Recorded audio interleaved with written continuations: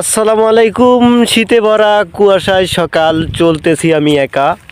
হাঁটতে হাঁটতে আমি এখনো পাইনি কারো দেখা। আচ্ছা, তুমি যে এখানে কালাই তুলতেছো, ঠান্ডা লাগে না? ঠান্ডা তো লাগে, শীতে কম্পন ধরে গেছে। তো শীতের মধ্যে কালাই তুলতেছো কিভাবে? এরকম করে তুলাই লাগে, না তুললে তো সকালবেলা না তুললে কালাই ভাঙ্গা চিরা চুরমার হয়ে যায়।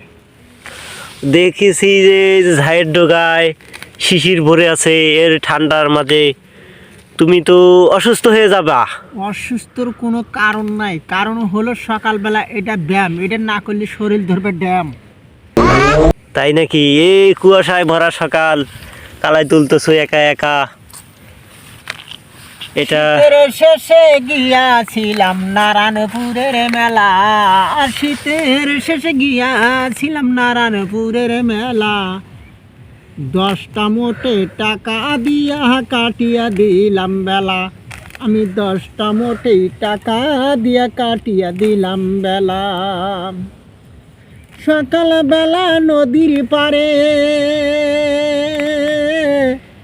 যাই যখন কুয়াশার অন্ধকারে, সকালবেলা নদীর পারে যাই যখন কুয়াশার অন্ধকারে, বালুর সরে পদ বলা হইলাম তখন আমি একা, বালুর সরে পদ বলা হয়েছি তখন একা।